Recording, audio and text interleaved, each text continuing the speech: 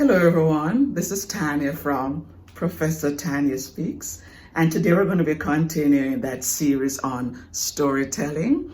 But in today's video, the emphasis will be on writing your story.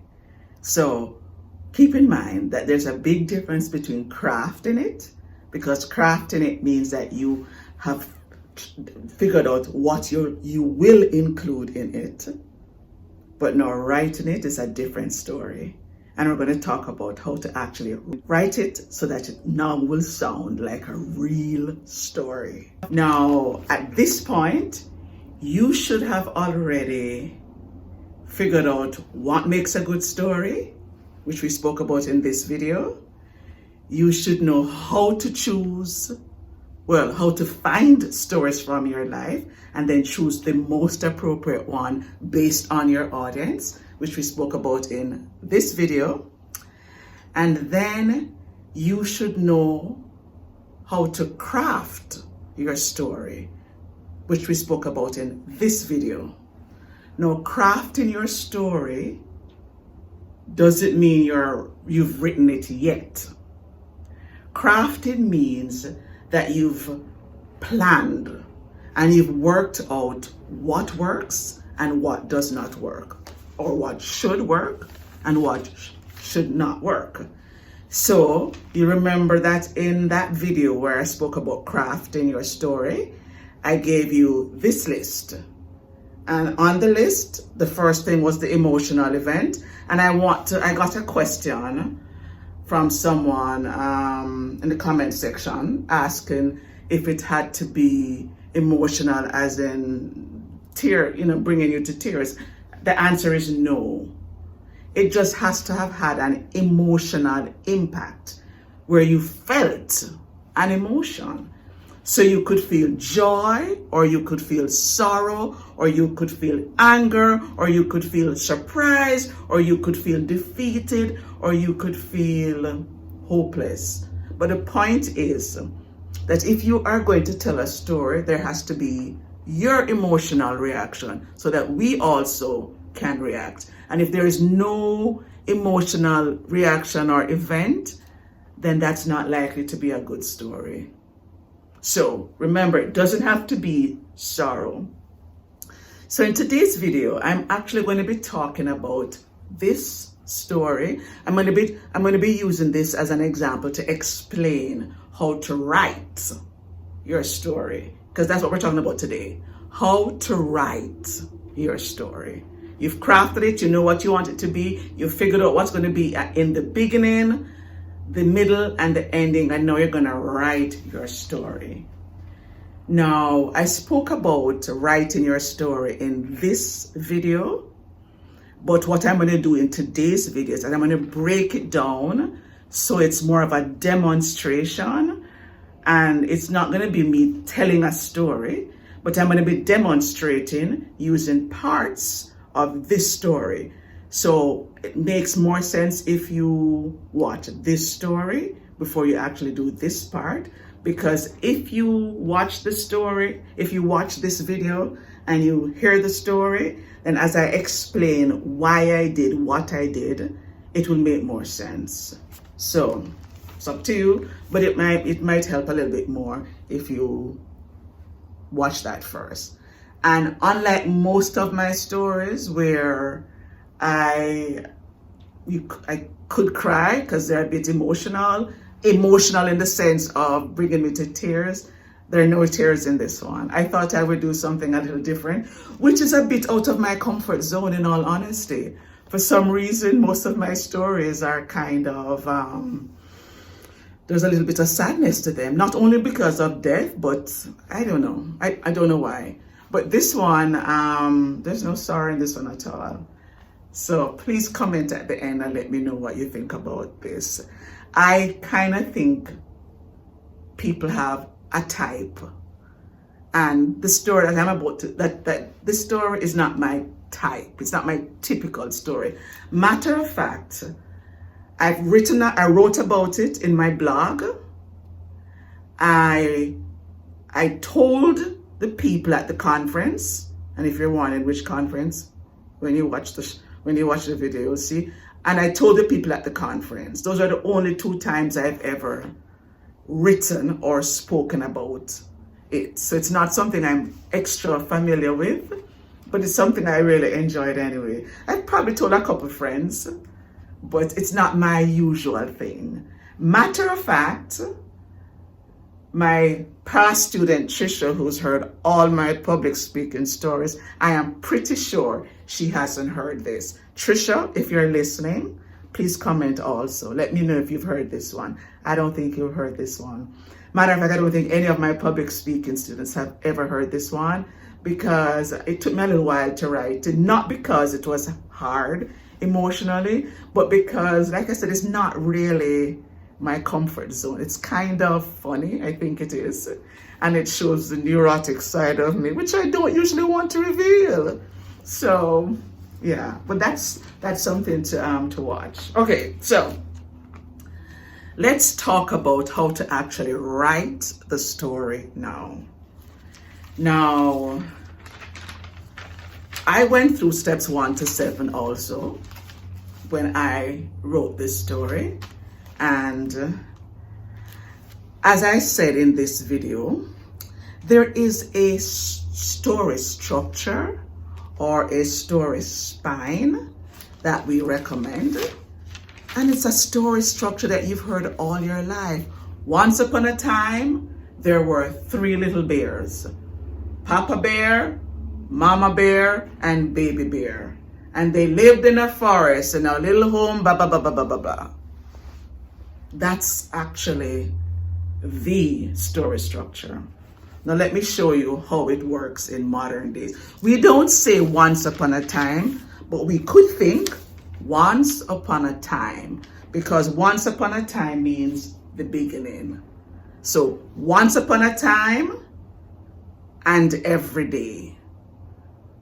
So once upon a time, there were 3 little bears. They did this, they did that. And every day they used to have dinner by the fireplace, blah, blah, blah, blah, blah.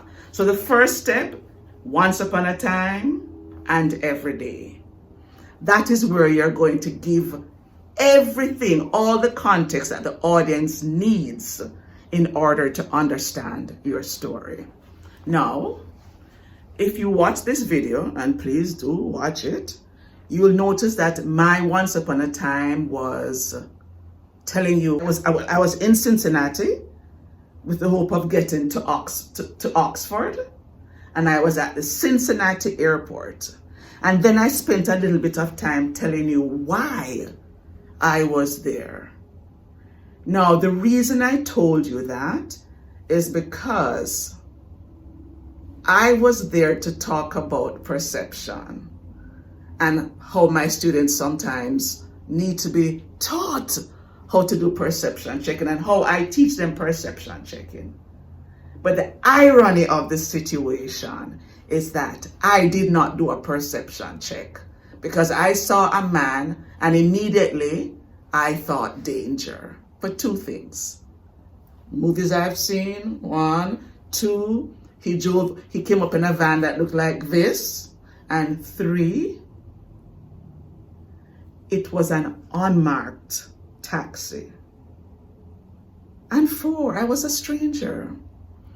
What I did not include, it was also the time when President Obama, I think, had just won, and people were saying different things, and I was a little bit nervous about race relations in the States at that time. So I also felt very vulnerable because I was a Black woman taking a taxi from using a company that I'd never heard of before. It was one of the big companies. And then to top it all off, he came in a van, the type of van that I associate with murder. So I gave you all of that context so that you could understand the actual story. Another thing is that the information I included in the context was not the same that I included later on when I told the same story to the audience or the conference participants. Now, the audience participants were all communication instructors, so they all know what perception means. So I never had to give that breakdown of perception and why it was important, etc. I just had to say, so guys, I was here coming to talk to you about perception. And yet when the man came up to me, he said blah, blah, blah. And everybody was laughing immediately because immediately they got it. Because they teach the same thing, right? So that's what I mean when I say you have to help your audience by thinking, what do they know and what do they not know? And when I say what do they know, I mean what are they likely to know? So I'm doing this video for my students, my college students, my current, yeah, but eventually other college students, my other classes will have this benefit. And most of them are between, I would say, 18 and 22. Now, many of us use the word perception easily, but I wasn't sure if they necessarily understood what perception means and why I would be doing a class about perception. So I explained it was my interpersonal communication class. Many of them also only know me as the writing and the public speaking teacher. So I wanted them to know why I was doing this. So I want them to know what course it was, and if they want to register for it, that's something that they can think about. And I wanted them to know what was the meaning. Now, interestingly, when I wrote the same story for my blog, and the audience for my blog, when I set up the blog, it was for my friends in my age group. So they're all between 50 and 55, or maybe late 40s, middle 50s. Now, when I wrote this story, I actually had included something else. And I explained to them that when I was booking my ticket, I had two choices, either flying into Daytona or flying into Cincinnati. And in the blog, I commented that Daytona, why would I choose Daytona? I never heard about Daytona. But Cincinnati, for me, was a big draw because when I was a teenager, I used to watch the show WKRP in Cincinnati. Now, if you don't know that show, then you're not in my age group. But if you're in my age group, you remember WKRP in Cincinnati with Johnny Fever. Now, I did not include that when I told the story because of a different audience. But when I wrote the story with my audience, my imagined audience of my peers and my classmates, I said it so that they would say, yes, I remember Johnny from WKRP, Johnny Fever, he was so cool. Interestingly, the guy kind of looked like Johnny Fever also, but that's another story. So I did explain that I chose that airport because I wanted to see if by any chance, while I was driving through Cincinnati, I saw a picture of Johnny Fever. I did not. So remember, when you're crafting your story, think about your audience. So, once upon a time. So when you do your once upon a time, you are trying to make the reality of your world obvious to the audience. You want them to know what was your reality before the challenge. So you want them to know all that they need to know about you. So I wanted you to know, one, I was a college teacher. I think you could figure that out. I was here to do a conference, a teaching conference, but I was a little bit nervous because it was going to be, I was going to have to be transported by a company a taxi company that I had never heard of before. So the setting is the setting. You always need a setting, but the details that you include in the context really are dependent on how much you want your audience to understand your world. So here are some questions that you also need to ask yourself to ensure that you cover all the bases. One, who is the hero? Two, how can I describe the hero so that the hero is relatable? Three, where does the story take place? When does the story take place? And the most important question is, what does the character or the hero want? What does the character want?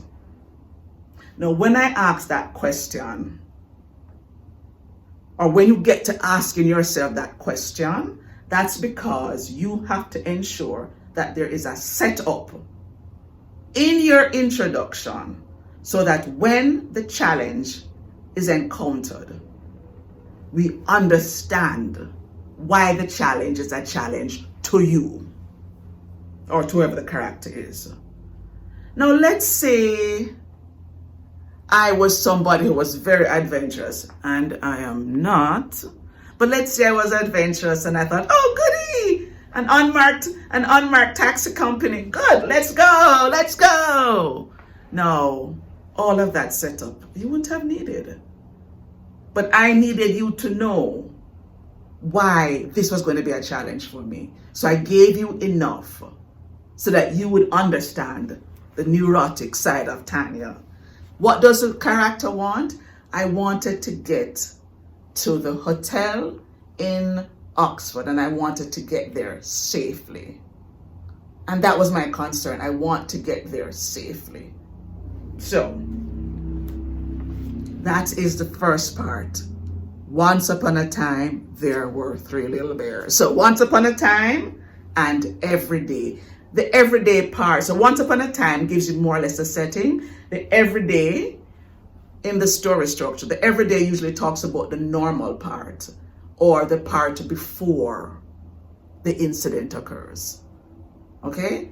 Now that brings me to the next part. Once upon a time and every day, the next part of the story spine or the story structure says, until one day. So, until one day, that means something happened that changed. Something happened that brought about the change that we're going to talk about. So there was a challenge, in other words. So for the story span where you see until one day, now you need to think, what was the challenge? And my challenge was,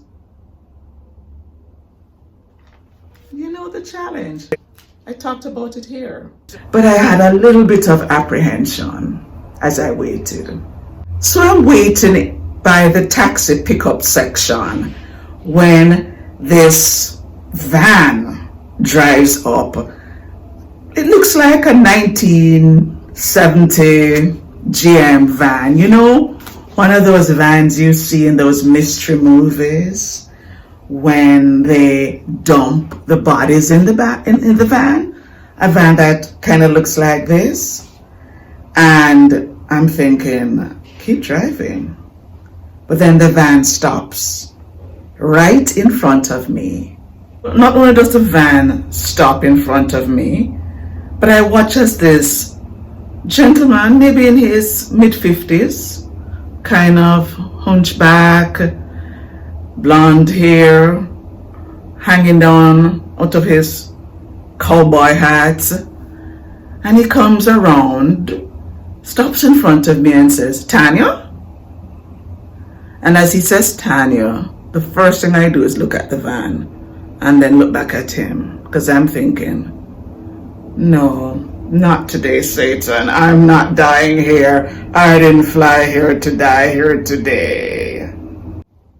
So that was my challenge. I wanted to get there safely. I already had these stories in my head about not sure that I was safe. And then a man comes up and he has this van. So that became the challenge. Now let's say he came up in a marked car, a taxi, and I had no issues because, you know, it had checker cab and I knew this was great. There would have been no story. But something has to happen. In Hollywood, they call it the inciting incident. Something must happen to create a change. Something must happen. And that thing, and because of that happening of that thing, it makes the hero go on a journey. And when we say go on a journey, It's not necessarily a physical journey, I'm going somewhere, but it causes them now to have this struggle. Where there's a internal conflict or there's a struggle, okay? So, until one day, there is an inciting incident, and that was, and as I said, that was my inciting incident. He comes up to me in a van. Now, the next part of the story spine says, and because of this, meaning because of the thing, the challenge. So what they want to now know in the story, in this part of the story, is what did you do because of this challenge? Because if you have a challenge, there's no way you're going to sit. Well, you could. That could be something you do. Because you know how it is. You can either fight. I think it's fight, flight, or flee. So I could either have said, you know what? Yeah, I think I left my bags inside, and you know what? I'm sorry about this, but I'm going to have to take the next taxi. That would have been fleeing. But what I said was, okay, I'm going to do this, I'm going to do this, I'm going to do this. So, and because of this, signals the struggle is about to begin. So the first thing I do when I sit in the car, I do my breathing exercises. So that's the first thing. And remember the struggle. This is the story. The essence of the story is what happens after the inciting incident. That's really the story. I mean, we say story and we mean everything, but the meat of the story is the struggle. And that's why I said, I think in this video I told you guys, you have to spend at least half of the story talking about the struggle. So, and because of this, I did my breathing exercises, but that didn't help. So, the next thing I did was this. So I decided to call my husband back in Vancouver because I think that if I hear his voice, that will keep me calm. So I called my husband and the phone rings and rings. And finally, I hear his voice, and it's one of the times when I think he couldn't sound better. And I say, "Hi, honey, how are you? How was work today?" He responds, "Yeah, you know how it is. So, honey, were the boys, did the boys enjoy their lunch today?" Boys enjoy their lunch. I don't know what they had for lunch. So, honey, I'm telling you, I'm so glad you said that because I was just thinking that. Okay, Tanya, what's this all about now? Oh, honey, you are so amazing. I just love you so much. Oh, Tanya, I see you've continued with the murder mystery thought. Because, honey, I agree with you. I know what you're saying. Okay, Tanya, I really have to go back to work now. So, honey, yes, you are so right. And I found a really great taxi. And, let me ask the man his name so that, just hold on a little bit, honey. Sir, what did you say your name was? Oh, he said he's John Smith. Okay, Tanya, just calm down now. You know that you're just making your brain go over time. So, darling, I was thinking that when I come back, Tanya, I'm sure you're gonna be fine. Just sit back and relax. You know you're gonna be fine. Anyway, I really have to go now. I have to get this memo out to my boss. Talk to you soon, all right? Maybe you can call me later. And he's gone. So as you can see, I called my husband. So that's the second thing. And in the story spine, you have, and because of this, and because of this, and because of this. Now, depending on the amount of time you have, then and because of this, you will do different things. But there has to be at least one thing. And because of this, I did my breathing exercises. After I did my breathing exercises, I realized I was being silly. End of story. It could have been that.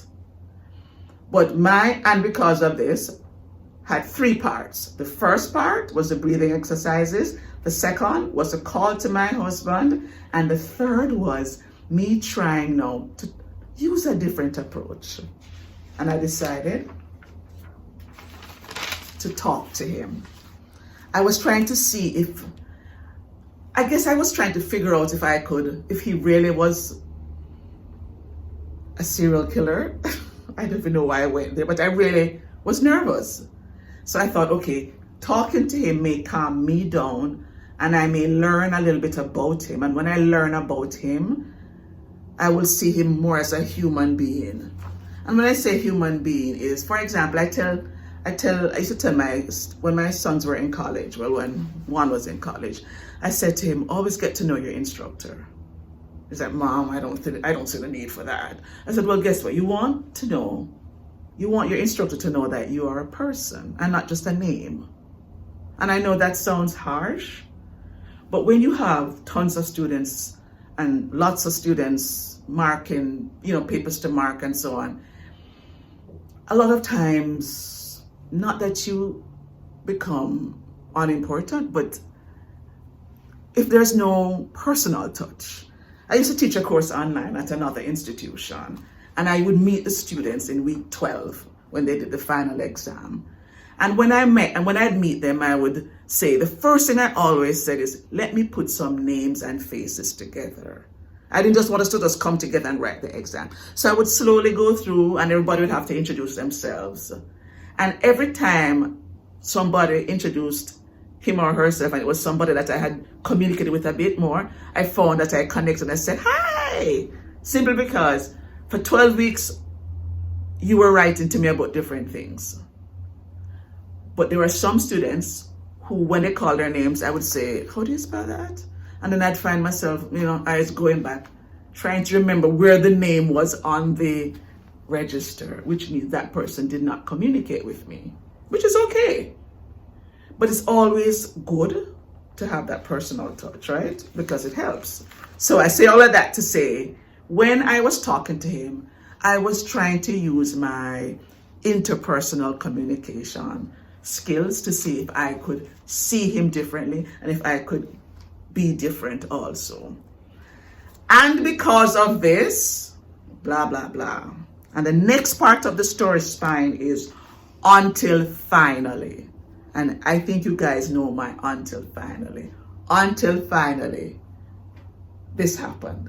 So after many minutes of driving in silence, listening to the thoughts in my brain careening into each other, I decided to muster up the courage and begin a conversation with the man driving me. So I say to him, so this looks like a personal vehicle, not a company vehicle. And he says, yes, this is mine. So, and that's okay. The company allows you to drive your own vehicle? Well, not usually, but since my dad had all the other cars and, there's a big event going on tonight, there were no other ones left over. Your dad? Did you say your dad? Yeah. Well, it was my dad's company, but he did pass it on to me. And even though he has retired and I'm supposed to be in charge, he still does help me out from time to time. And because I had to pick you up, I had him go and just do a few runs for me. Your dad? Did you say your...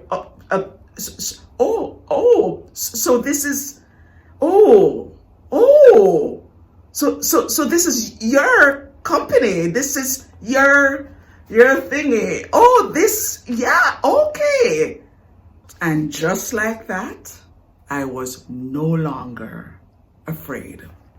Finally, I realized that he was the owner of the taxi company. And biased or not, in my mind, if you're the owner, you're safe. And then I'm safe. So much so that at the end of the ride, when he dropped me off at the hotel, I said, I'm going to need a ride on Monday. 5 o'clock okay for you? And he said, sure. No, one thing I did not put in the story because it was not necessary is that when he turned up for me on Monday, he had a marked cab because the event was over and he was finally available. And I thought to myself, how different the story would have been. Actually, there probably wouldn't have been a story had he turned up in that car that he came for me in on the Monday. But because he didn't, it left me feeling very vulnerable. So, until finally, because something has to happen in the story that ends the struggle.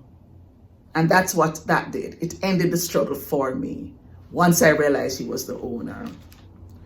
And ever since that day is the next part of the story spine. Now we want to know about the new normal.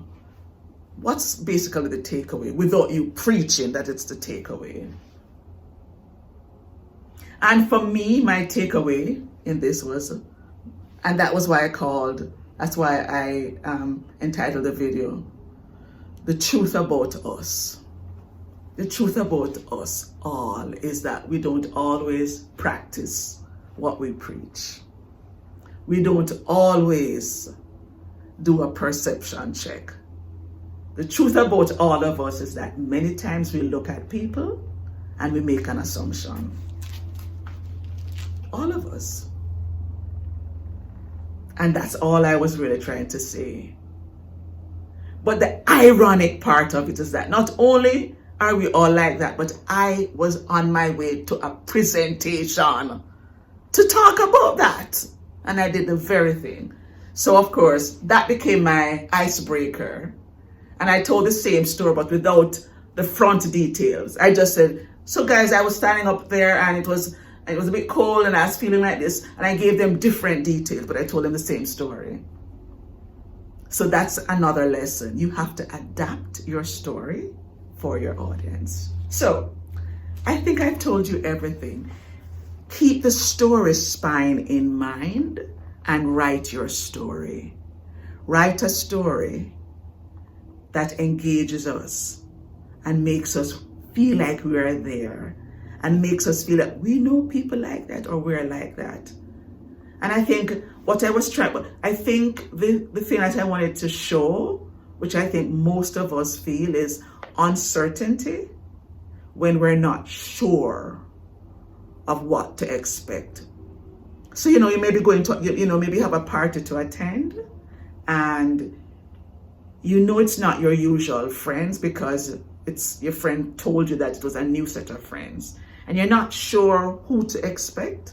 So you have a little bit of a butterfly feel, a little bit of something in the stomach. It may not be huge anxiety. It may not be actually called social anxiety, as in a disorder, but you feel a little bit of anticipation, negative anticipation. And most of us are like that. You may not have maybe you wouldn't do it when you're going to a strange city, but whenever we're uncertain, and that's why one of the things we talk about in intercultural communication too is uncertainty management and uncertainty reduction. And I knew all the theory and I did none of that. So the truth about all of us is that we do it every time. So I hope you now have a very clear picture of how to write your story. So until I see you in the next video, please write your story. But first, make sure that you follow the structure and make sure you've crafted it well.